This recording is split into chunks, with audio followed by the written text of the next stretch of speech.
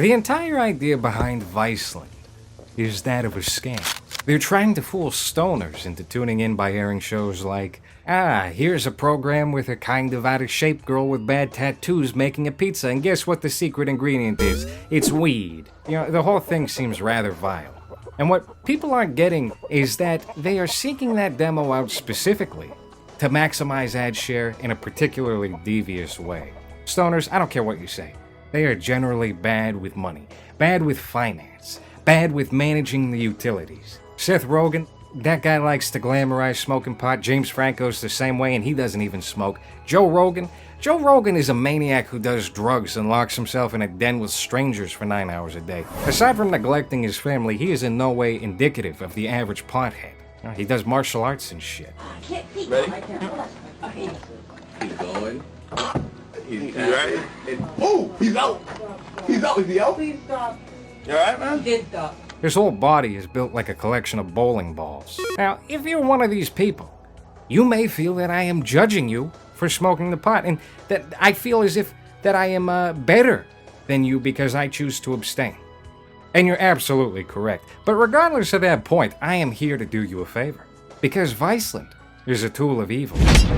Or, at the very least, intense corporate greed, like Disney. Their entire block of programming is peculiar, and peculiar in a bad way.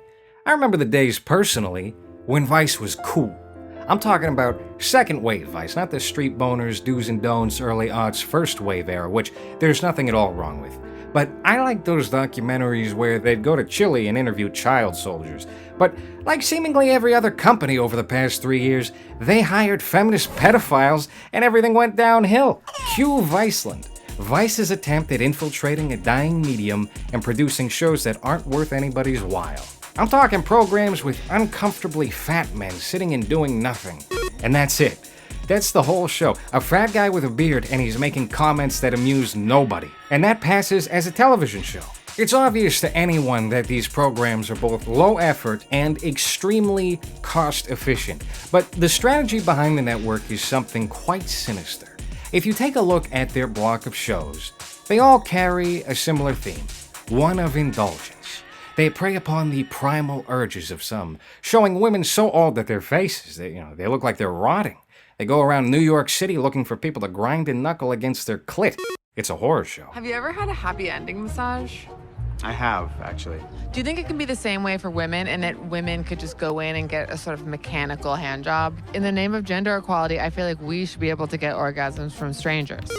The goal is to lure a fog-brained viewer, who likely isn't paying much attention to the TV to begin with, into tuning in based off of one commonality. Then they string the viewer along by playing general consensus crowd-appeasing films like Rocky IV. A movie like Rocky IV is inarguably the best of the Rocky films, so to the common man, especially the inebriated common man, it's hard to change the channel while it's playing on the television. And for the stereotypical Vice consumer, a waspy young old man in his 30s, he can direct his female friend to the television, make comments about how the movie's feud with the Kremlin is culturally relevant to right now. Next up, a rerun of a sitcom you found funny 15 years ago. Maybe if you watch 22 more minutes of it, you'll be able to talk yourself into the lie that it's still hilarious. Then they'll cut over to shows that appeal exclusively to that weed demo. We're talking about baking shows, commentary programs with Action Bronson and Weedakit. Now, here's the thing. At some point, the stoner tuning into this is likely to go get up and do something else. And while the average person of sober heart and sober mind would turn the television off, the inebriated individual is less likely. This is a proven statistic. I don't have evidence for that, but just trust me, I think I heard it somewhere before. So, unlike the average network, what Viceland seeks is carelessness. They want their network to be your screensaver. And when that happens, they are maximizing their ad share. Companies like Toyota and Ford and Target, they're thinking that this network is a hot commodity when in actuality, it's preying upon those of low moral fiber and mental efficiency. What I'm saying is you're kind of a retard if you watch this shit. There is a light, a bright, glowing light at the end of this corporate manufactured for millennials tunnel. And it's that Viceland is hemorrhaging money. Oh no, darling, you need to sit down and let death take you. Please, jump straight off a cliff. Never come back. Viceland has been underperforming with the youth. Viceland Canada got the axe recently.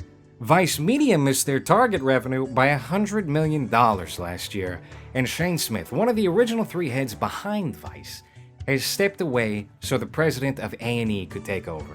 You know, the network behind Wahlburgers. Gee, I wonder how this is gonna go. In short, there is really no point to this video aside from making you aware of Vice's death, but it seems like everybody's really doing their job here. I don't have any complaints at all. Life is kind of grand at the moment. Vice is dying a slow, miserable death, and yeah, don't eat pussy.